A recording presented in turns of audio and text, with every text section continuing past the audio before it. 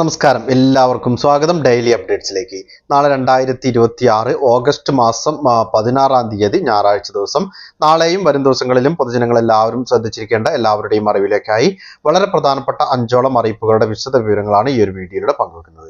Video മുഴുവനായി കാണുക, മറ്റുള്ളവരിലേക്കും ഈ ഇൻഫർമേഷൻ ഷെയർ ചെയ്തെത്തിക്കുവാനും നിങ്ങൾ മറക്കരുത്. അപ്പോൾ നമുക്ക് വിശദമായിട്ടുള്ള അറിയിപ്പുകൾ എന്തൊക്കെയാണെന്ന് നോക്കാം. ഒന്നാമതായി ശ്രദ്ധിച്ചിരിക്കേണ്ട അറിയിപ്പ്, വരാനിരിക്കുന്ന സെൻസസിനായുള്ള ഔദ്യോഗിക ചോദ്യാവലി കേന്ദ്ര സർക്കാർ വിജ്ഞാപനം ചെയ്തു. പൗരന്മാരിൽ നിന്നും വിവരങ്ങൾ ശേഖരിക്കുന്നതിനായി ആകെ 40 ചോദ്യങ്ങളാണ് പട്ടികയിൽ ഉൾപ്പെടുത്തിയിട്ടുള്ളത്. ചരിത്രത്തിൽ ആദ്യമായിട്ടാണ് സെൻസസിൽ പൗരന്മാരുടെ ജാതി വിവരങ്ങൾ കൂടി ശേഖരിക്കുന്നത്. എന്യൂമറേറ്റർമാർ ചോദ്യാവലിയുടെ കൂടെ ജാതി പട്ടിക കൊണ്ടുപോകില്ല, മറിച്ച് പൗരന്മാർ നൽകുന്ന വിവരങ്ങളുടെ അടിസ്ഥാനത്തിലാകും ജാതി രേഖപ്പെടുത്തുക. രജിസ്ട്രാർ ജനറൽ മാത്യുഞ്ജയ് കുമാർ നാരായൺ പുറപ്പെടുവിച്ച വിജ്ഞാപനത്തിൽ COVID-19 വാക്സിൻ സ്വീകരിച്ച സെന്ററിനെ കുറിച്ചും ചോദ്യമുണ്ട്. പ്രധാനമന്ത്രി നരേന്ദ്രമോദിയുടെ അധ്യക്ഷതയിൽ ചേർന്ന cabinet committee on political affairs ആണ് ജാതി വിവരങ്ങൾ സെൻസസിൽ ഉൾപ്പെടുത്താൻ തീരുമാനമെടുത്തത്. 1948 സെൻസസ് ആക്ട് അനുസരിച്ച് വിജ്ഞാപനം ചെയ്ത ചോദ്യാവലിയിൽ വ്യക്തിഗതവും സാമൂഹികവുമായ വിവരങ്ങളാണ് ചോദിക്കുന്നത്. പേര്, വയസ്സ്, വൈവാഹിക നില, വിവാഹ സമയം, ദേശീയത, മതം, മാതാപിതാക്കളുടെ വിവരങ്ങൾ, ഭിന്നശേഷി, മാതൃഭാഷയും മറ്റ് ഭാഷകളും, സാക്ഷരത, ഡിജിറ്റൽ സാക്ഷരത തുടങ്ങി നിരവധി കാര്യങ്ങൾ ഇതിൽ ഉൾപ്പെടുന്നു. പൂർണ്ണമായും ഡിജിറ്റൽ സംവിധാനത്തിലൂടെയാണ് ഇത്തവണത്തെ ജനസംഖ്യാ കണക്കെടുപ്പ് നടക്കുന്നത്. തൊഴിൽ, വിദ്യാഭ്യാസം, പ്രവാസം എന്നിവ സംബന്ധിച്ച് വിശദമായ വിവരങ്ങളും ശേഖരിക്കും.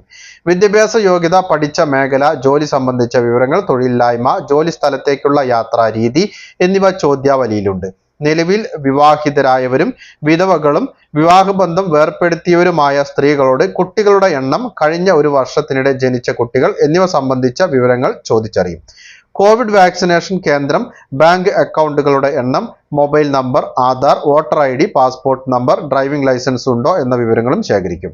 അടുത്തതായി ശ്രദ്ധിച്ചിരിക്കേണ്ട അറിയിപ്പ്, ഓണത്തിന് സർക്കാർ ജീവനക്കാർക്കും അധ്യാപകർക്കും 4500 രൂപ ബോണസ് അനുവദിച്ചിരിക്കുകയാണ് സർക്കാർ.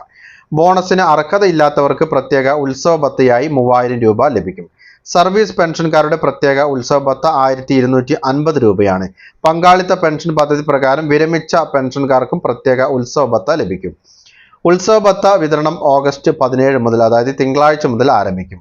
സംസ്ഥാനത്തെ എല്ലാ സർക്കാർ ജീവനക്കാർക്കും 20,000 രൂപയും പാർട്ട് ടൈം കണ്ടിജന്റ് ഉൾപ്പെടെയുള്ള മറ്റു ജീവനക്കാർക്ക് അഡ്വാൻസ് 6000 രൂപയുമാണ് അനുവദിച്ചിരിക്കുന്നത്. അടുത്തതായി പങ്കുവയ്ക്കുന്ന അറിയിപ്പ്, സംസ്ഥാനത്തെ ഓണക്കിറ്റിന്റെ വിതരണം പുരോഗമിക്കുന്നു. ഓണസദ്യക്ക് ആവശ്യമായ പ്രധാന ഭക്ഷ്യവസ്തുക്കളും ബ്രാൻഡഡ് ഉൽപ്പന്നങ്ങളും ഉൾപ്പെടുത്തി പ്രത്യേക ഗിഫ്റ്റ് കിറ്റുകളും സപ്ലൈകോ പുറത്തിറക്കുന്നുണ്ട്.